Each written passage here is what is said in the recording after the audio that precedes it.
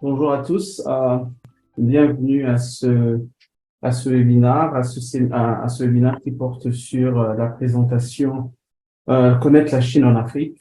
C'est un webinaire organisé par le Africa China Reporting à l'Université de Wits en Afrique du Sud et qui porte justement à donner une information, donner les b.a.-ba de la présence chinoise en Afrique aux journalistes africains francophones basés sur le continent. Dans ce webinaire, nous allons évoquer quelques questions liées à la présence chinoise en Afrique. Nous allons aborder certaines thématiques notamment sur la présence chinoise, la question de comment la question chinoise est abordée dans les médias, et comment ils sont perçus, quelles sont les grandes tendances aujourd'hui des relations sino-africaines, quelle est la présence de la Chine en Afrique.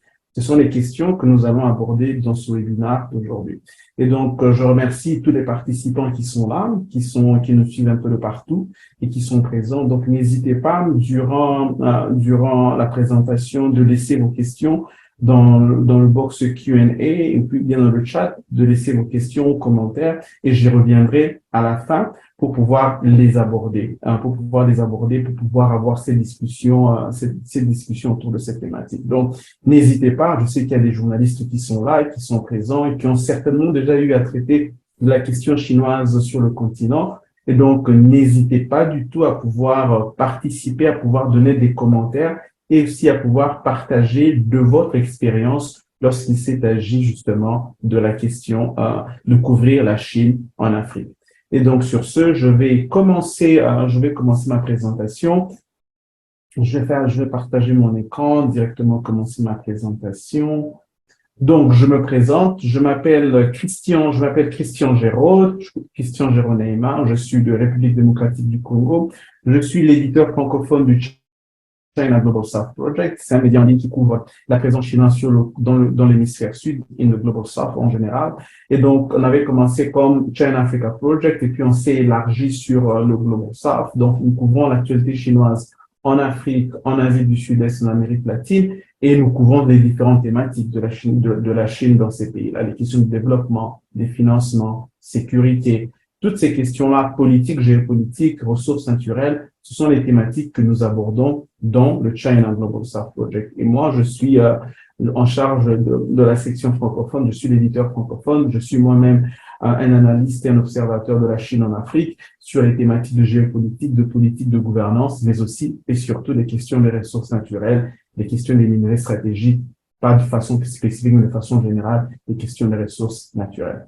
Et donc, aujourd'hui, on va parler de connaître la Chine en Afrique. Et donc, nous allons aborder quelles sont les nouvelles tendances de la Chine en Afrique.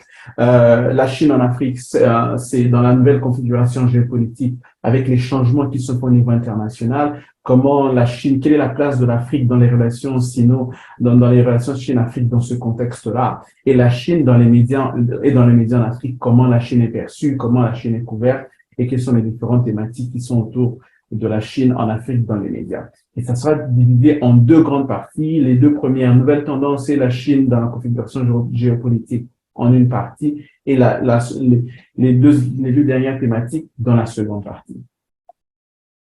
La Chine en Afrique aujourd'hui, c'est quoi? La Chine en Afrique en termes de grandes tendances aujourd'hui, la Chine en Afrique, c'est une Chine qui a réduit ses investissements et ses financements massifs dans les grands projets d'infrastructure. Donc, c'est pour ça que la Chine, que l'on connaissait au début des années 2000 jusqu'aux années 2010, 2016, parce que 2016 a été le pic là où la Chine a investi énormément dans ce qui est développement, infrastructure à l'étranger, non seulement en Afrique, mais aussi dans les pays du Sud. Depuis 2016, il y a une baisse dans la tendance. Et donc, la Chine a réduit justement ses investissements dans les grands projets. C'est pour ça que les gros projets à plusieurs milliards, on ne verra plus beaucoup d'investissements chinois dans ce secteur-là. C'est ainsi que, par exemple, en Tanzanie, avec le port de Bagamoyo, le gouvernement tanzanien a du mal à convaincre les financements chinois à venir financer ce genre de grands projets. La Chine a plutôt abordé une approche différente où la préoccupation est aujourd'hui sur des projets plus petits, mais des projets qui sont rentables. Et quand je dis plus petits, c'est pas des projets à quelques centaines de milliers de dollars, non. Ce sont des projets qui sont toujours dans l'ordre des dizaines de millions de dollars, même presque centaines de millions de dollars, mais qui sont beaucoup plus petits comparés à ceux que nous connaissions, qui se chiffrent à des milliards. C'est aussi des approches différentes en termes d'investissement, en termes de coopération. On le voit notamment avec le port de Lekki au Nigeria, où nous avons le français CMA-CGM avec la China Harbor qui travaillent ensemble dans une coopération tripartite. En termes de rentabilité, c'est aussi la Chine qui s'engage en termes de prendre des parts dans les investissements dans lesquels finance pour pouvoir garantir la rentabilité des projets. On l'a vu aussi dans le cas du Kenya avec l'autoroute de Nairobi où la China Construction a pris des parts dans la gestion de l'autoroute qui a été construite. C'est aussi la Chine qui fait attention à ces risques en termes de la dette des pays africains.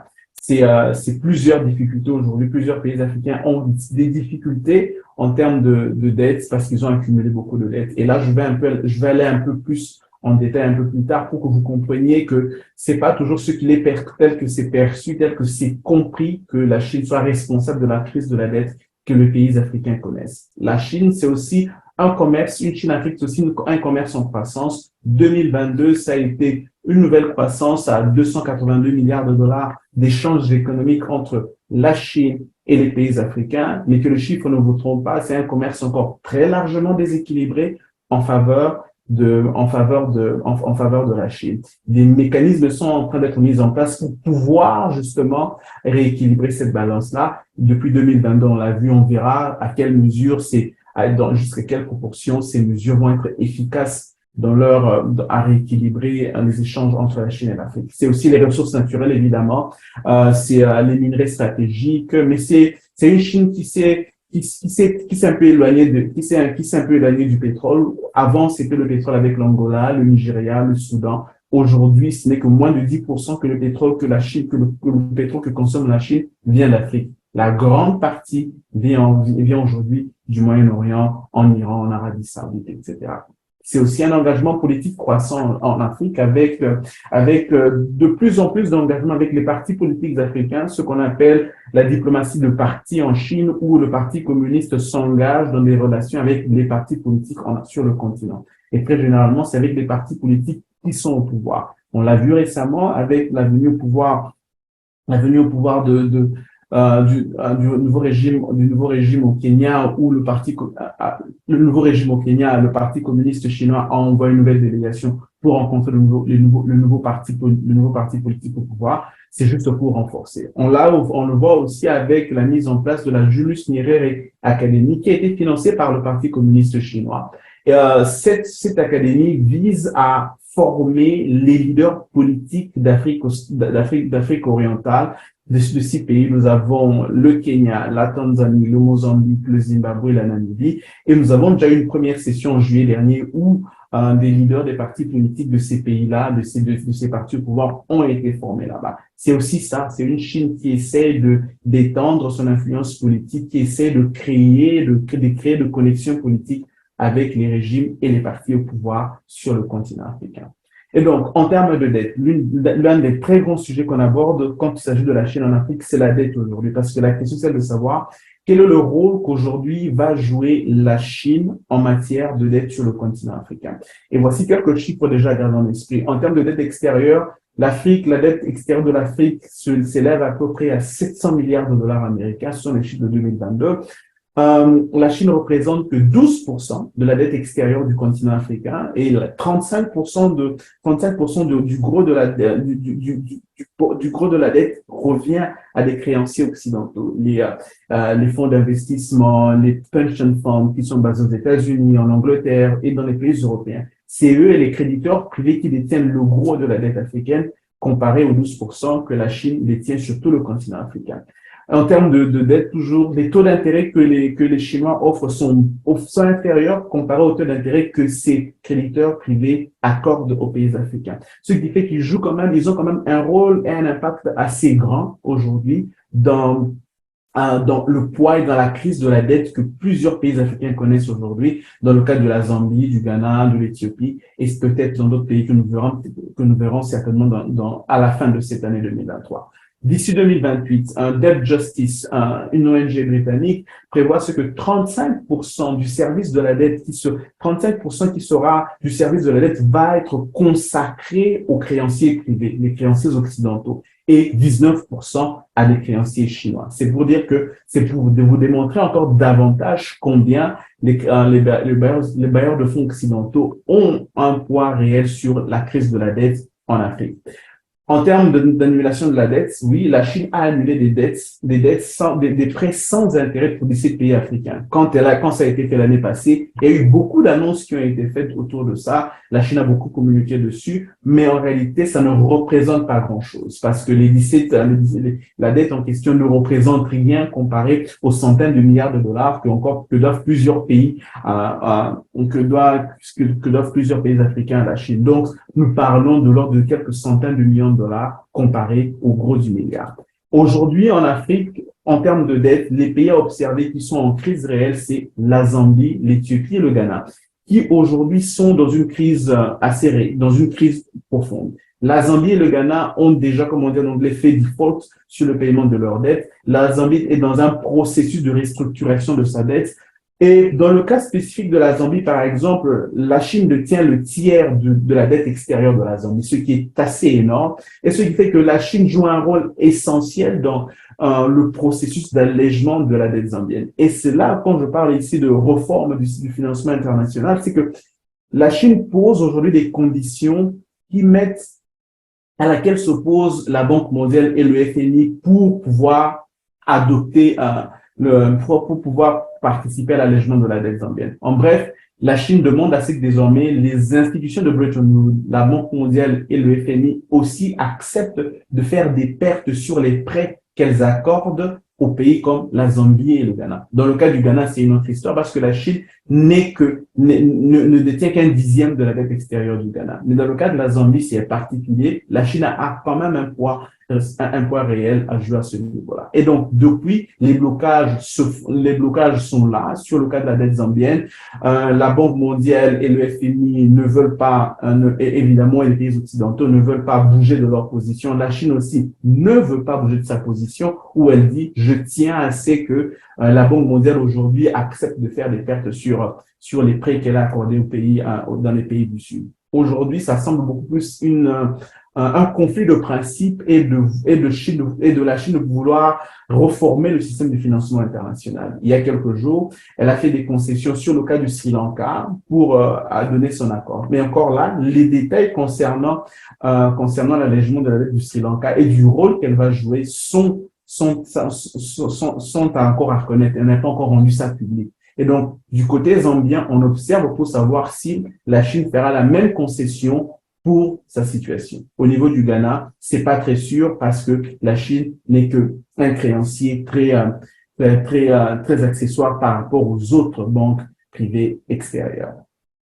Et donc, je le disais tantôt, le commerce avec la Chine, le commerce Chine-Afrique aujourd'hui, c'est 282 milliards en 2022. C'est un grand chiffre, mais c'est un grand chiffre qui représente une croissance de 11%. Comparé à l'année 2021, 2022, c'est 282 milliards, mais c'est quand même un chiffre très marginal comparé au commerce que la Chine fait avec le reste du monde. Quand on voit, par exemple, le commerce qu'elle fait avec l'Asie, l'Europe, l'Amérique du Nord, l'Amérique latine et les Caraïbes, on voit que l'Afrique vient même très largement, vient derrière l'Océanie en termes de commerce. C'est pour dire que l'Afrique, en termes de commerce dans ses relations avec la Chine, ce n'est que 3,83%. C'est pas un grand partenaire commercial. Déjà que c'est une relation commerciale très déséquilibrée parce que le déficit commercial africain, il est grand par rapport à la Chine qui exporte beaucoup plus de ses produits que n'importe de l'Afrique. Et lorsqu'elle importe, c'est beaucoup plus des matières premières. C'est 54% du commerce concentré dans 5 pays. Et comme on le voit parmi les 5 pays, nous avons l'Afrique du Sud, le Nigeria, l'Angola, l'Égypte et la RDC. Et dans le cas de Nigeria, Angola et RDC, nous voyons une grosse concentration liée notamment aux matières premières, où elle est très présente en RDC, dans l'industrie du cuivre, du cobalt, etc. Le Nigeria et l'Angola, c'est par rapport au pétrole. Et surtout avec l'Angola, c'est parce que l'Angola est en train de repayer sa dette aujourd'hui qui se tient à 20 milliards de dollars vis-à-vis de la Chine, qui repaie sa dette en termes d'exportation de son pétrole vers la Chine. En termes de mesures que la Chine essaie de mettre en place pour pouvoir rééquilibrer la balance, il y a l'année passée, elle a pris des mesures consistant à alléger à taux zéro carrément, à taux zéro les importations de certains produits de certains produits agricoles pour certains pays africains vers la Chine, ce qui fait que certains pays, notamment comme le Djibouti aujourd'hui, peuvent exporter du sésame très facilement vers la Chine, etc. Et d'autres producteurs aussi africains essaient de faire pareil. Il y a aussi des accords bilatéraux avec des pays comme le Kenya en termes d'exportation d'avocats frais. Et ça, par exemple, c'est un accord qui avait commencé depuis 2019 où le Kenya essayait d'exporter ses avocats frais vers la Chine, ce qui était quand même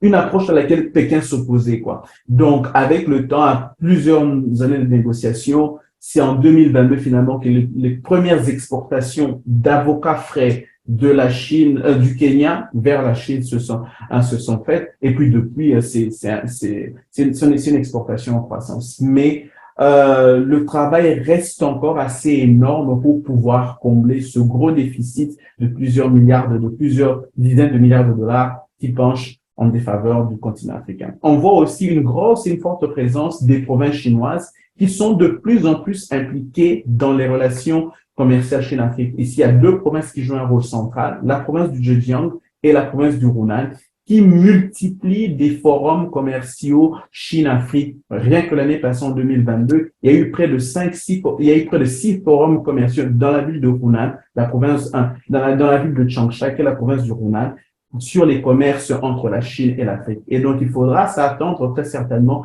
à cette croissance, à cette manifestation beaucoup plus grande des provinces chinoises dans les relations Chine-Afrique.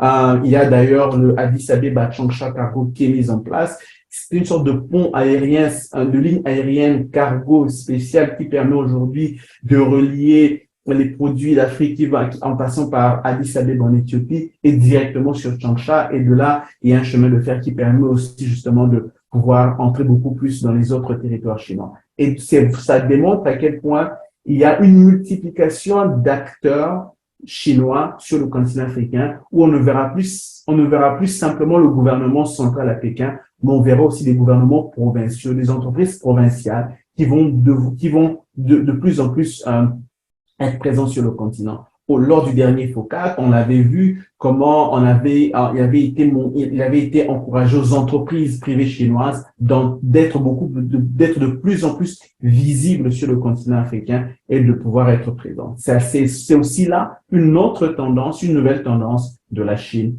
en Afrique. Deuxième point de cette première partie, ça nous amène sur la configuration géopolitique aujourd'hui et le rôle que l'Afrique va jouer dans cette nouvelle configuration. Parce qu'aujourd'hui, tel qu'on le voit en termes de partenariat commercial, l'Afrique n'est pas un acteur primordial pour la Chine. En termes de partenariat économique, non plus. Et donc, l'Afrique a quand même une autre valeur importante pour la Chine au niveau mondial, c'est son rôle politique. L'Afrique a un rôle politique très essentiel pour la Chine dans la nouvelle configuration aujourd'hui. Il y a aussi évidemment les ressources naturelles et les minerais stratégiques. En termes de rôle politique, c'est le poids et la façon dont les pays africains votent au niveau des instances internationales. La Chine a plusieurs agendas au niveau du système international, notamment qui portent sur la réforme du système international. Je l'ai mentionné un peu plus haut lorsque je parlais de la crise de la dette qui touche la Zambie, où nous voyons comment Pékin est en train de pousser pour créer une nouvelle approche en termes de gouvernance, en termes de financement de la gouvernance internationale et du développement international, ce qui demande justement qu'il y ait de réformes qui soient faites. Et sur ça, la Chine compte beaucoup sur le soutien des pays africains. Mais en même temps, dans sa lutte pour pouvoir réformer le système financier international, des pays comme la Zambie qui sont dans une crise réelle risquent d'être les victimes collatérales d'une lutte géopolitique et de principes qui est en train de se mettre en place sur le terrain international. C'est aussi les nouvelles offres politiques que la Chine met en place, le Global Development Initiative, qui avait été annoncé en septembre de l'année passée, et puis ça avait été précédé par le Global Security Initiative, qui a été, lui, annoncé en mars de l'année passée. Mais le Global Security Initiative, cette année, il y a 2 semaines exactement, le ministère des Affaires étrangères chinois a publié une note conceptuelle déterminant un peu la vision et présentant la vision de ce que serait ce Global Security Initiative. On y voit notamment le rôle que la Chine veut jouer avec différentes institutions, différents continents, différents partenaires internationaux. Et donc, dans cette lutte de réforme, la Chine compte beaucoup sur l'Afrique en matière de vote et de soutien. Il y a aussi, c'est pour ça que l'on voit notamment, elle offre une alternative en termes de passer du WTO avec les BRICS, où elle espère justement que les BRICS vont commencer à jouer un rôle beaucoup plus prépondérant. Les BRICS, c'est le groupe des pays qui regroupe le Brésil, la Russie, l'Inde, la Chine et puis l'Afrique du Sud. L'année passée, en juin 2022, c'est l'Algérie qui a fait sa demande pour pouvoir adhérer aux BRICS. La demande est en étude au niveau du BRICS et on verra si la demande sera acceptée. Déjà que la Chine avait commencé à multiplier ses partenariats avec l'Algérie, où est-ce qu'elle a signé des partenariats d'une dizaine de milliards de dollars quand même avec des entreprises privées algériennes, entreprises privées chinoises, entreprises privées algériennes. Donc, il y a de fortes chances que justement que l'Algérie rejoigne aussi le BRICS.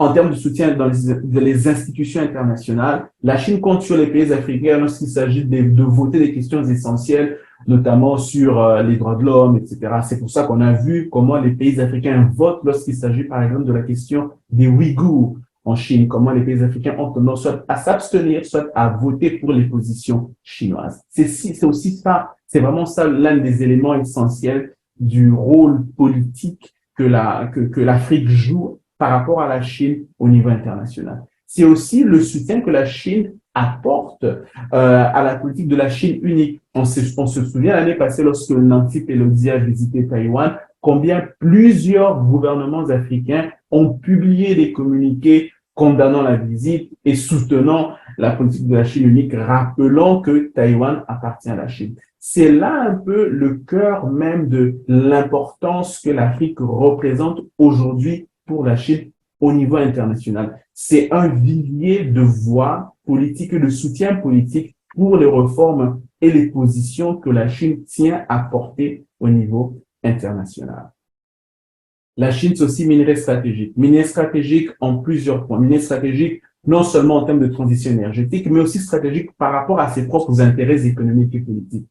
C'est ainsi que nous avons dans le cobalt et dans le cuivre, où la Chine elle est très concentrée, comme on l'a vu en RDC et puis en Zambie. Pour le lithium, elle est présente au Zimbabwe et au Mali, au Zimbabwe avec la mine de Bikita qu'elle avait rachetée à une compagnie australienne. Elle a fait la même chose aussi au Mali, où est-ce qu'elle est très, très présente où est-ce qu'elle est présente dans le lithium. En termes de manganèse, c'est l'Afrique du Sud, c'est le Gabon et puis c'est le Ghana. Et puis, il y a aussi le fer et la bauxite. En ce qui concerne le fer et la bauxite, c'est ici que l'autre dimension de l'aspect stratégique apparaît parce que le fer et la bauxite, c'est beaucoup plus lié à son besoin de réduire sa dépendance au fer australien et à la bauxite brésilienne et indonésienne. Et donc, la Chine, là, essaye d'élargir son champ de fournisseurs dans ce secteur-là. C'est pour ça qu'aujourd'hui, en Guinée, il y a le grand projet Simandou, où nous avons de grosses entreprises chinoises aujourd'hui qui sont présentes sur ce projet-là. Elle est en coopération avec des Français et des Australiens pour pouvoir faire avancer ce projet-là. En termes d'uranium, que la Chine aussi cherche pour utiliser dans sa transition énergétique, parce qu'elle essaie de réduire au grand maximum l'usage, elle essaie au grand maximum de verdir, si on veut, sa consommation électrique. Donc, c'est aussi faire l'usage de l'énergie atomique avec l'uranium qu'elle extrait en Namibie, dans la mine de Frosing en Namibie. Et donc, nous passons à la deuxième partie qui touche la Chine et les médias en Afrique en termes en termes de couverture médiatique, mais aussi en termes de perception qu'on a de la Chine de façon générale sur le continent africain. Donc ici, en termes de couverture, de la couverture médiatique de la Chine en Afrique, il y a toujours eu une sorte d'approche géopolitique. La Chine, lorsque la Chine vient en Afrique, c'est d'abord, on voit la présence chinoise en Afrique comme étant soit une menace. Est-ce que la Chine est une menace pour l'Afrique? Est-ce que la Chine est une menace pour les anciennes puissances coloniales qui sont sur le continent? Comment elle va être perçue? Quel est son agenda sur le continent africain? On veut savoir qu'est-ce qu'elle cherche à atteindre? Est-ce qu'elle cherche à rivaliser? C'est pour ça que le cadre, très souvent, l'un des cadres d'analyse et de couverture médiatique de la Chine en Afrique, c'est toujours fait sous ce prisme-là de rivalité géopolitique entre la Chine et d'autres puissances sur le continent. L'agenda politique des investissements chinois, qu'est-ce qu'elle vise, quels sont les objectifs de ces investissements. C'est ainsi qu'est né le narratif du piège de la dette, comme quoi la Chine investit en Afrique pour investir et donne des prêts en Afrique pour pouvoir mettre les Africains dans une situation de piège, ce qui n'est pas vrai. Et puis finalement, les investissements chinois dans les ressources naturelles. Tout ceci c'est un peu le cadre général dans lequel les investissements, la présence chinoise a souvent été couverte sur le continent africain par les médias et internationaux et même les médias locaux. Un peu plus tard, vous allez voir un peu les détails que je donne sur le flot d'informations, comment le flot d'informations circule lorsqu'il s'agit de la Chine en Afrique. Ces informations sont le fruit d'observations et de nos échanges avec différents journalistes sur le continent et d'autres médias sur le continent. En termes de thématiques, dans l'Afrique francophone, lorsqu'on couvre la Chine, ça dépend des sujets. Mais sinon, on a les questions environnementales, déforestation en Afrique centrale, RDC, Gabon, Cameroun, etc. Pêche illégale sur la côte atlantique, Sénégal, Guinée, pollution de l'activité minière, sont des thématiques qui reviennent souvent dans les médias francophones de certains pays lorsqu'on parle de la Chine. On parle aussi des mines et des pétroles dans les pays qu'elle est présente, Guinée, Mali, RDC, Congo-Brazzaville, etc. On parle aussi des thématiques d'infrastructures. Est-ce que les infrastructures chinoises sont bonnes, sont de bonne qualité, les financements, etc. On parle aussi des questions des conditions de travail.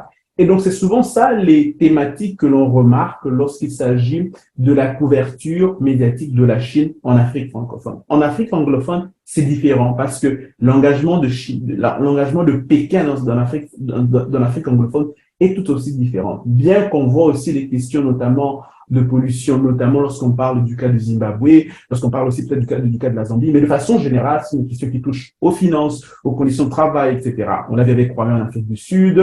Donc, les thématiques sont tout aussi variées, mais il y a quelques éléments de ressemblance. Les grands médias qui sont très présents, les grands médias francophones qui sont assez présents lorsqu'il s'agit de couvrir justement la Chine dans l'Afrique francophone, nous avons TV5, RFI, etc. Les médias que la plupart d'entre vous, que nous tous nous connaissons d'ailleurs, de façon générale, qui couvrent l'Afrique francophone. Et donc ici, nous avons maintenant une sorte de flowchart qui nous montre le flot de l'information, comment le flot d'information circule et de la couverture médiatique lorsqu'il s'agit de la Chine sur le continent africain, de l'Afrique francophone. Même pas l'Afrique francophone, mais je dirais d'Afrique francophone, mais aussi d'Afrique anglophone, mais beaucoup plus d'Afrique francophone. Il y a les thématiques politiques, mines, finances, géopolitique, etc. Et les thématiques sociales, comme je l'ai décrite un peu plus haut, environnement, droits de l'homme, pollution, etc. Et là, nous avons les médias internationaux, nous avons les ONG nationales et internationales, les chercheurs académiques. Dans la thématique Chine-Afrique, c'est l'une des thématiques où nous voyons en termes de communication, de partage de l'information, on voit combien les ONG jouent un rôle très, très important dans la couverture des différents sujets, que ce soit des sujets politiques, des sujets économiques, etc. Les ONG jouent un rôle très, très important et le monde académique joue un rôle très important. C'est ce qu'on ne voit pas souvent, il s'agit par exemple de la thématique France-Afrique ou de la thématique les États-Unis en Afrique, etc. La Chine, apparemment, comme étant un nouvel acteur sur le continent, il y a beaucoup d'espace pour justement et les ONG et les chercheurs de pouvoir faire le travail et de contribuer justement à créer le narratif, à créer l'information autour de la Chine en Afrique. Nous avons aussi les médias chinois sur le continent. Et là, depuis quelque temps, nous avons CGTN basé au Kenya, nous avons Radio Chine International basé au Sénégal, où la Chine essaie d'être de plus en plus présente sur le continent en termes de médias, parce qu'elle se dit, écoutez, si je veux être présente sur le continent, il me faut moi aussi donner, communiquer mon information parce qu'elle reprochait souvent aux médias internationaux d'avoir une couverture assez négative de sa présence sur le continent africain. C'est pour ça qu'on voit des médias chinois s'installer sur le continent qui couvrent l'information en langue locale, mais aussi en français, mais aussi en langue locale pour pouvoir atteindre le plus grand nombre de personnes. En termes de type de médias, les Chinois tiennent à dire qu'ils font une communication positive. C'est pour ça que vous verrez que les Chinois ne communiqueront pas, les médias chinois ne communiqueront pas sur les questions de corruption, d'instabilité politique dans les pays dans lesquels ils sont installés, parce qu'ils se disent qu'ils doivent communiquer une bonne image du pays dans lequel ils sont. Et donc, en termes de flot d'informations, donc les grosses thématiques économiques, géopolitiques, finances, très souvent passent par les grands médias internationaux. Les thématiques environnement, droits de l'homme passent par les médias locaux, mais beaucoup plus, ça commence encore beaucoup plus par les ONG quand elles font des rapports sur la question des présences chinoises dans leur pays, les chercheurs, etc. Et puis, ça passe par les médias internationaux qui, elles, justement, sont la voie pour communiquer l'information au reste du monde. L'information traitée par les médias internationaux sont ensuite récupérées par les médias locaux qui communiquent au public africain. C'est vrai qu'il y a aussi des médias locaux aujourd'hui, ça dépend des thématiques, ça dépend des pays. On voit des médias locaux qui aussi traitent de l'information qui est répercutée par les médias internationaux pour justement faire porter leur voix sur le continent. Mais généralement, beaucoup de médias locaux africains tendent à soit à récupérer le narratif des médias chinois basés sur le continent, on va le voir plus tard, soit aussi des grands médias internationaux pour le publier sur le continent africain. Médias chinois, comme je l'ai dit, sur le continent africain, qui aussi travaillent avec les médias locaux. De plus en plus, on voit des agences de presse comme Xinhua qui essayent de faire du placement d'articles dans plusieurs journaux au Kenya, en Tanzanie et dans plusieurs pays d'Afrique de l'Ouest, en Zambie, en Afrique australe, au Zimbabwe, où justement elles essaient de communiquer la version et la vision un peu chinoise sur les différentes thématiques qui concernent la Chine dans leur pays. Et elles communiquent aussi au public africain à travers notamment et les médias locaux et son propre contenu. Les médias locaux, malheureusement, les médias locaux africains n'ont pas beaucoup d'accès sur le public, sur le reste du monde. Donc, il y a quand même une grande difficulté pour les médias locaux de pouvoir communiquer leur information directement aux médias, au public étranger, au public international en dehors de l'Afrique et même parfois en dehors de leur propre pays. Plusieurs thématiques qui sont traitées par les médias locaux africains se limitent très souvent, ont une couverture qui se limite très souvent aux pays ou bien très difficilement même aux pays environnants, aux pays frontaliers. Ça dépend de la taille du pays. Mais très généralement, ça reste des informations à l'intérieur du pays, si bien que les voix qu'elles portent ne sont pas toujours écoutées dans le reste du monde. Les médias chinois, comme je l'avais dit au début, eux ne vont pas toucher les questions économiques, ils ne vont pas toucher les questions de droits de l'homme, de pollution de l'environnement. C'est pour ça que vous verrez qu'ils n'aborderont pas les questions liées, par exemple, aux abus constatés aux abus constatés dans les entreprises chinoises par les ONG. Elles n'aborderont pas les questions d'instabilité politique dans les pays où est-ce qu'elles sont. Elles n'aborderont pas les questions de corruption notamment parce qu'ils se disent que nous voulons communiquer un message positif concernant la Chine en Afrique et la Chine dans ces pays-là. La deuxième partie, c'est sur la perception de la Chine maintenant sur le continent africain. Parce que lorsqu'on voit ces éléments, on se dit, mais tiens, quelle est finalement la perception qu'on a sur le continent africain de la Chine? Il y a eu plusieurs sondages qui ont été faits. Ici, nous avons le sondage de la Ichikovic Family Foundation, un centre de recherche basé en Afrique du Sud, qui avait interrogé 4507 jeunes Africains pour savoir quelle c'est la perception qu'ils ont de la Chine et du reste des pays, des grandes puissances sur le continent africain. 76% de ces jeunes répartis dans 15 pays ont estimé que la Chine, comme une puissance étrangère, avait une influence positive sur leur vie, contre 72% comparé aux États-Unis. C'est quand même assez révélateur. Ça vous démontre comment la Chine, de par sa présence, commence un peu à impacter la perception que les jeunes peuvent avoir d'elle sur le continent. Quels étaient les points négatifs, par exemple?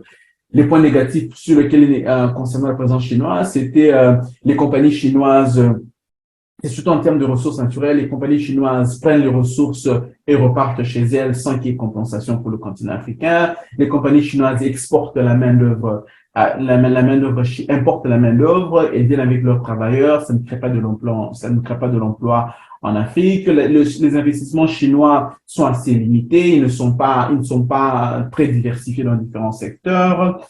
Les relations entre le gouvernement et la Chine ne sont pas toujours positives en termes de bonne gouvernance, etc.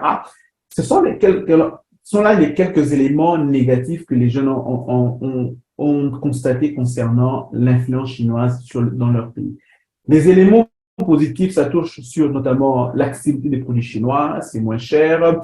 La Chine a un impact énorme sur les infrastructures en Afrique, parce qu'il faut le dire, entre 2000 et 2020, la Chine est celle qui a investi le plus et massivement dans les infrastructures sur le continent africain. Et donc, à cause de ça, en termes de perception, beaucoup voient cette perception positive de la Chine, de l'influence chinoise sur leur pays. Il y a aussi une autre recherche qui avait été faite par la Frederick Naumann Foundation, elle qui est basée en Allemagne. Ce sondage consistait à interroger les décideurs, les chefs d'entreprise et les dirigeants sur le continent africain, ministres, etc., pour savoir quelle est la perception qu'ils avaient, notamment de l'engagement chinois et de l'Union européenne sur le continent africain. De façon générale, ces décideurs considèrent que l'Union européenne, sur plusieurs indicateurs, l'Union européenne est bien acceptée, est bien approuvée, est bien préférée par rapport à la Chine. Mais cependant, il y a 3 critères sur lesquels les décideurs africains préfèrent la Chine et sont les critères les plus importants d'ailleurs pour ces décideurs africains. C'est la prise de décision rapide, exécution des projets dans les délais et la non-interférence dans les questions politiques. Question sur les prises de décision rapides.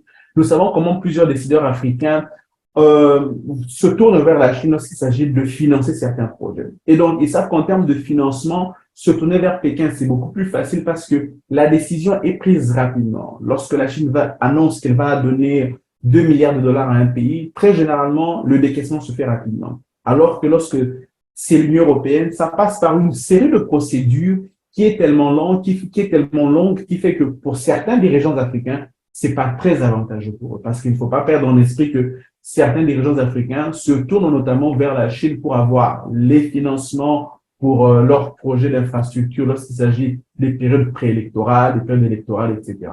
Et donc, pour ça, ces leaders ont besoin de partenaires qui prennent des décisions assez rapidement, qui ne sont pas pris dans des considérations politiques de bonne gouvernance qui les empêcheraient de pouvoir décaisser ces fonds rapidement. La deuxième partie, c'est l'exécution rapide des projets. L'exécution rapide des projets ne veut pas forcément dire exécution qualitative, mais exécution rapide des projets. Et là encore, on voit comment l'agenda politique des acteurs sur le terrain joue un rôle essentiel dans la perception que ces leaders ont de la Chine. Les entreprises chinoises peuvent construire des routes rapidement, construire des infrastructures rapidement pour justement permettre aux leaders politiques de pouvoir les utiliser comme soit des arguments de campagne, soit des arguments politiques, soit des arguments simplement pour démontrer comment ils gouvernent efficacement leur pays. Évidemment aussi, le troisième point qui les intéresse, c'est la non-interférence dans les affaires intérieures des pays africains. Nous connaissons le passé un peu tumultueux que les pays africains ont avec leurs anciennes colonies. Nous savons combien plusieurs se plaignent des interférences politiques que leurs anciennes colonies, que ce soit la France, la Belgique, la Grande-Bretagne, etc., peuvent avoir dans le fonctionnement des pays, dans le fonctionnement politique des pays. Et donc, ces leaders africains se sont souvent plaints, on l'entend déjà sur le continent, se plaignent très souvent sur ces interférences politiques, sur fond de souveraineté, ils réclament beaucoup plus de liberté, ils ne veulent pas justement que les ambassades étrangères occidentales jouent un rôle quelconque dans le fonctionnement des vies politiques des pays dans lesquels elles sont installées. Et c'est là que la Chine attire beaucoup plus parce que la Chine a cette politique de ce principe de non-interférence dans les affaires intérieures du pays. Ce qui fait que la Chine ne va pas intervenir sur les questions de gouvernance, les questions d'élection dans un pays, qu'est-ce qui se passe, etc. Ce qui, dans une perspective africaine, dans une perspective africaine, intéresse beaucoup les décideurs. Ils sont assez satisfaits de ce comportement chinois qui, lui, ne s'intéresse pas dans les affaires intérieures des pays. Et ça, pour les décideurs africains, c'est quelque chose qu'ils apprécient beaucoup. Et ce, malgré le fait que, sur un point de vue d'engagement, on voit que l'Union européenne, en termes de création d'emplois, de qualité d'emplois créés, de respect de normes environnementales, perception et traitement d'égal à égal, sur ces critères-là et d'autres critères d'ailleurs, on voit combien ces mêmes dirigeants et ces mêmes décideurs africains préfèrent beaucoup plus l'Union européenne à la Chine. Ça reflète un peu une sorte d'ambiguïté, d'ambivalence dans la manière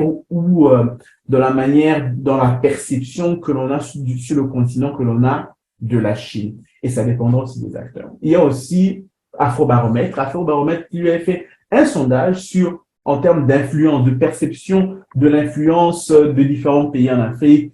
Quelle est la perception que les Africains en font?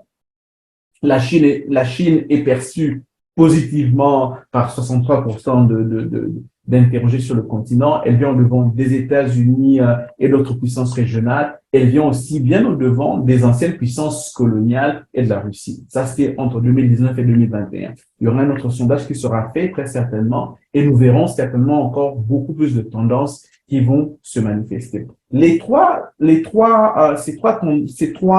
sondages qui ont été faits en 2019, 2020, 2021, 2022, reflètent un peu une certaine complexité de la perception qu'il y a de la Chine sur le continent africain. La perception que l'on soit dirigeant africain est différente lorsque l'on est, par exemple, un simple citoyen. Les citoyens ont un rapport différent et c'est vraiment assez complexe. Les citoyens ont un rapport soit positif ou négatif, mais ça dépend des secteurs. Quand vous poserez la question en termes d'intégration, par exemple, est-ce que vous pensez que les Chinois s'intègrent beaucoup plus facilement sur le continent que les autres? Ils vous diront oui. Est-ce qu'on vous leur pose la question, est-ce que vous pensez que les Chinois traitent mieux les populations locales que les Occidentaux? Ils vous diront non. Donc, il y a cette perception-là. Il y a aussi, par exemple, dans le secteur de l'industrie, on voit de l'industrie minière, on voit comment d'ailleurs il y a des tensions qui sont permanentes, que l'on soit en RDC, en Zambie, au Rwanda ou qu'on soit au Mali, on voit comment les populations se plaignent constamment du traitement que les patrons chinois leur infligent, mais aussi de l'impact environnemental que les entreprises chinoises ont sur l'environnement dans ces pays-là. C'est vous dire combien la perception dépend et varie des acteurs, du secteur et du pays. Ça reflète un peu la complexité, justement, de l'engagement chinois sur le continent africain. Je vais finir ma présentation. En termes de conséquences et d'observation de ce qui a été fait, de la couverture médiatique, de la présence, de la présence des ONG en termes de couverture médiatique sur le continent, des moyens même des médias africains pour couvrir les questions chinoises. Les observations qu'on a pu faire, c'est que il y a un manque de moyens des médias locaux quand il s'agit de couvrir pas simplement les questions chinoises, mais les questions de façon générale. Ce manque de moyens impacte l'approche qu'ils ont sur les thématiques qu'ils couvrent et de comment ils couvrent ces thématiques-là, ce qui fait qu'il n'y a pas souvent beaucoup de médias qui se spécialisent et qui suivent les questions chinoises sur le continent africain. Il y a une absence d'expertise chinoise dans les rédactions locales. À la différence des grands médias comme France 24, RFI, CNN, BBC, où vous avez des experts maison qui savent vous aborder les questions chinoises en Europe ou même en Afrique. Dans les médias locaux africains, vous n'avez pas de ces experts. Vous pouvez en avoir quelques-uns, mais vous n'avez pas beaucoup de ces experts africains de la Chine qui sont capables de vous décortiquer la présence chinoise, les thématiques sur la géopolitique ou sur les finances, sur la politique ou bien sur la stratégie chinoise qu'il y a sur le continent africain. Jusque-là, cette expertise est beaucoup plus concentrée sur les chercheurs qui font leurs recherches sur la Chine en Afrique, mais dans les médias, on ne voit pas beaucoup. Comme conséquence, l'autre conséquence de la charte que j'avais présentée plus haut concernant comment le flot d'informations circule, c'est une absence de voix africaine et francophone et perspective africaine sur les différentes thématiques de la Chine en Afrique. C'est vrai que l'on voit qu'il y a de plus en plus de voix qui s'élèvent, mais ça manque encore beaucoup plus de puissance pour qu'on entende les médias africains lorsqu'ils abordent les questions chinoises dans leur pays, que leur voix soit portée, soit attendue à Londres, aux États-Unis, ailleurs en Europe. Et c'est là que ça devient un peu problématique, parce qu'il est important que les médias africains soient le véhicule eux-mêmes de ce qui concerne la présence, de ce qui concerne la présence chinoise sur le continent africain. Et ça, c'est très important. Il est très capital, en tout cas, c'est l'observation que j'ai faite, et c'est un peu moi, mon cri de cœur que je lance aux médias africains, qu'ils cessent d'être les chambres d'écho de l'information de la Chine en Afrique venue des médias internationaux. Nous sommes sur le continent, il est temps que les médias africains couvrent beaucoup plus sérieusement, beaucoup plus en profondeur les questions chinoises, non seulement dans leur pays, mais aussi sur l'Afrique, et que leur voix soit portée à l'extérieur et non forcément que la perspective extérieure de la Chine soit transportée par les médias locaux. Il est important que justement que même les médias locaux sortent aussi de ce prisme géopolitique de l'analyse de la Chine sur le continent africain. Il est très important pour pouvoir avoir ces nuances-là qui sont très importantes. Comme je l'ai dit, une absence de nuances dans la couverture de la Chine en Afrique. C'est un narratif qui est souvent dominé par une perspective occidentale, les médias occidentaux qui sont source d'information. Beaucoup de couverture, une grosse couverture de la Chine en Afrique en anglais. Lorsqu'on parle de la Chine en Afrique, vous trouvez beaucoup plus de couverture venant de médias anglophones, en Afrique anglophone. C'est peut-être à cause de l'actualité qui peut être dominante dans ce domaine-là, mais on constate que même dans un pays francophone comme la RDC, par exemple, on voit une grosse présence des médias anglophones, notamment Bloomberg, dans la couverture des questions sur les financements, les contrats chinois, etc. On voit aussi des médias locaux qui sont présents, qui se manifestent, mais que leur voix ne porte pas. Facile propagation des mythes, notamment parce que ça sort de ce prisme géopolitique. L'un des mythes dont on parle souvent, c'est de se dire que la Chine va saisir les ressources naturelles des pays africains à cause de la dette, etc. Le piège de la dette, ça c'est un des mythes qui est souvent resté, mais qui n'est pas vrai, n'est simplement pas vrai. Il y a plusieurs recherches et plusieurs documentations, plusieurs rapports qui ont été publiés, qui démontrent combien c'est pas vrai. Et donc, je tiens ici à dire, par exemple, que la Chine ne va pas saisir l'aéroport d'Entebbe en Ouganda, ou ne va pas saisir non plus des infrastructures en Zambie. On le voit d'ailleurs, elle est en train de réclamer que son argent lui soit remboursé. Si elle devait saisir des infrastructures, elle l'aurait fait. Donc, c'est pas ça, en fait. Et la propagation des mythes, justement, sort de cette perception géopolitique qui vient souvent de l'extérieur et qui est répercutée comme dans un effet de chambre d'écho par les médias locaux sur le continent africain. Je vais finir ici avec les ressources utiles qui pourront intéresser ceux qui suivent la Chine en Afrique, qui veulent savoir ce que la Chine fait, non seulement en Afrique, mais on the Global South, dans les pays du Sud de façon générale. Il y a la Boston University qui a un database, une base de données très, très riche et très intéressante qui touche sur les investissements chinois dans le monde. Il y a 5 bases de données. Vous trouverez les investissements chinois dans le secteur de l'énergie, dans le développement, les financements, etc., sur plusieurs pays, dans plusieurs continents, dans les pays du Sud, et c'est très interactif. Vous aurez des données qui vont jusque 2021, 2022. Ce sont des bases de données qui sont mises à jour très régulièrement. Vous avez aussi la John Hopkins China Africa Research Initiative, où vous verrez aussi des données tout aussi similaires, les projets chinois, etc. Vous y découvrirez beaucoup de choses concernant la présence chinoise dans les pays du Sud. Vous avez des chercheurs comme Deborah Broughtigam, qui est une experte réellement sur les questions de la dette chinoise dans les pays d'Afrique. Euh, Elle vous donnera, quand vous la lirez, elle vous donnera beaucoup plus de perspectives, en tout cas de compréhension sur la dette chinoise, la structure de la dette chinoise sur le continent africain, qui sont les principaux acteurs, etc. La VOA qui a publié récemment, qui a mis en ligne quelques jours son China Global South Footprint Data, où nous voyons les investissements chinois dans les projets de développement dans les pays du Sud. En Afrique, par exemple, où on voit l'Afrique du Sud qui a reçu beaucoup d'investissements en termes de projets de développement, 52 milliards, il y a l'Angola, il y a le Nigeria, etc. Il y a la China Custom Statistics, les douanes chinoises, où vous aurez tous les chiffres des importations et des exportations chinoises vers les pays africains et en provenance des pays africains. Ça vous permettra de savoir, par exemple, dans votre pays, quelles sont les transactions qu'il y a fait avec la Chine, ça remonte à combien. Et nous avons aussi Green Finance and Development Center qui a une base de données sur le Belt and Road Initiative, la BRI, la nouvelle route de la soie chinoise, où vous verrez notamment les investissements chinois dans ce secteur-là, qu'est-ce qui a été investi, où et comment, etc.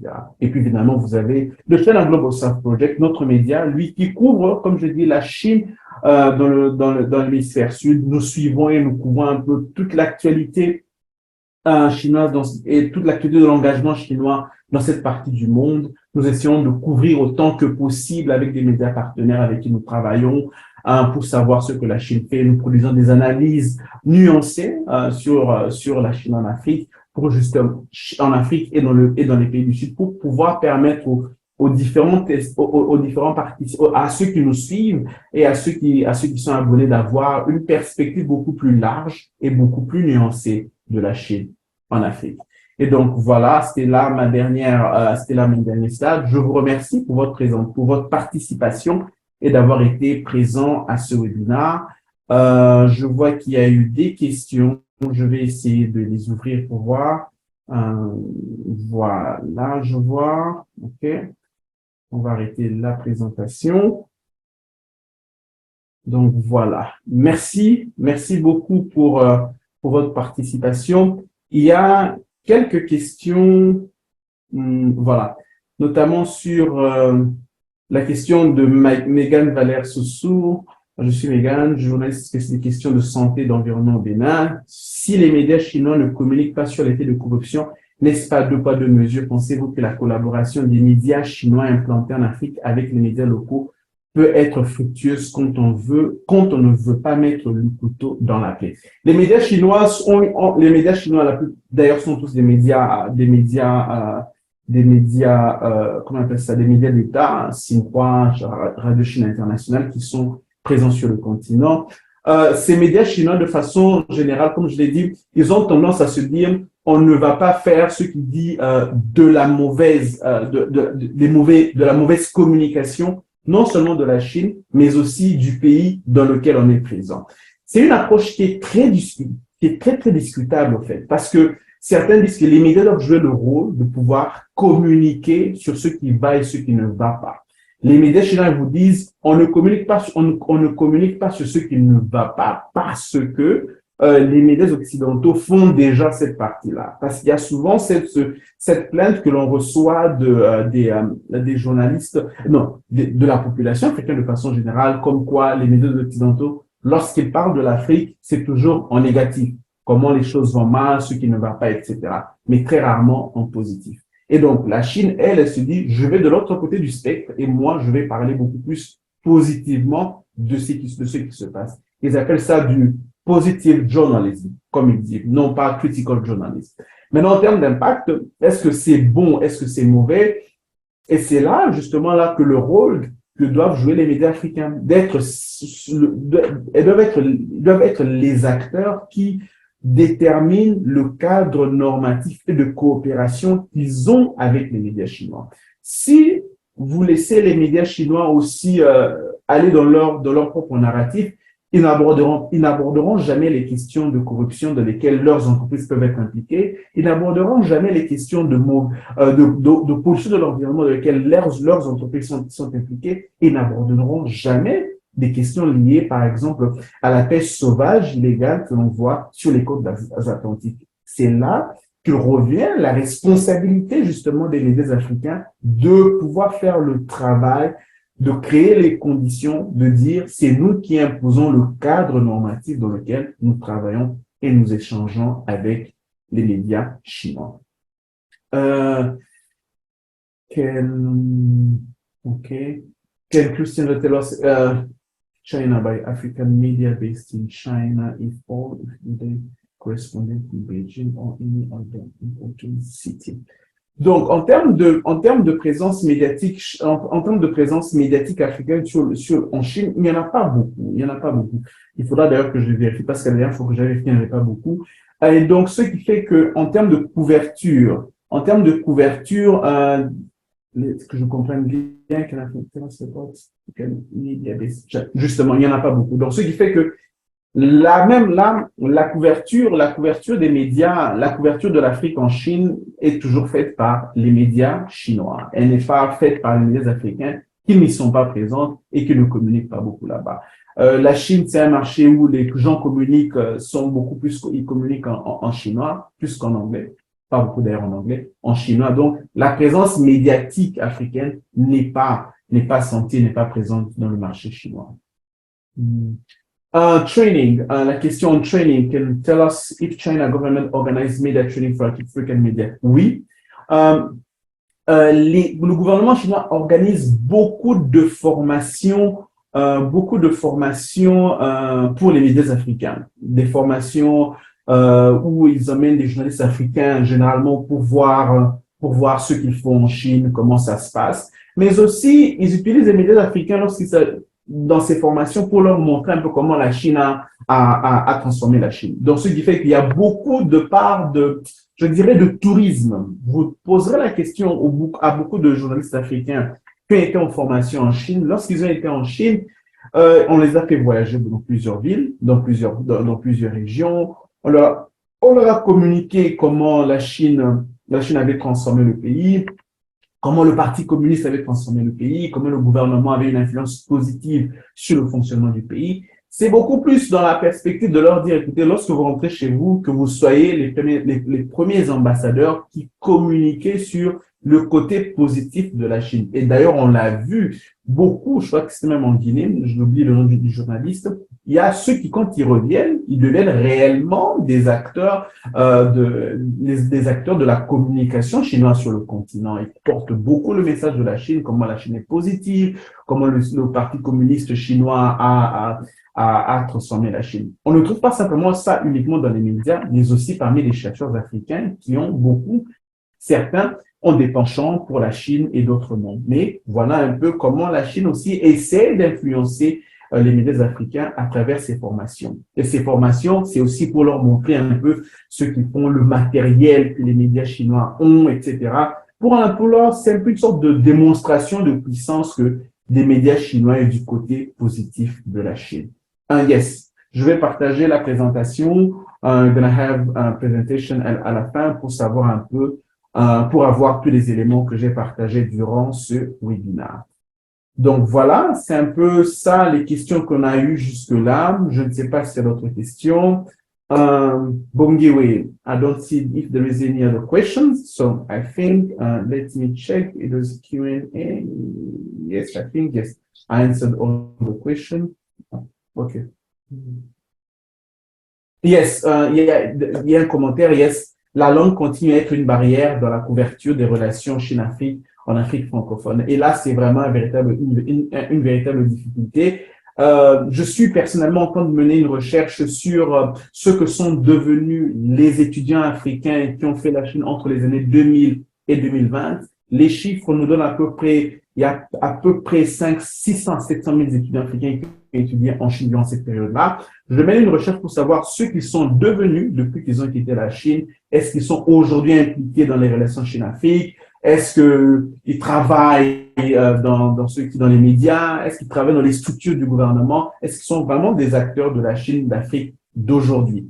Et donc, je vais partager les résultats de cette recherche d'ici quelques mois. Mais vraiment, c'est essayer de comprendre un peu l'impact et l'influence de ces anciens étudiants africains de Chine aujourd'hui dans les relations Chine-Afrique. So, Bongi, I think I've covered everything. I don't know if there is any other questions or comment from the participants. Merci beaucoup, Jaro. Thank you so Thank much.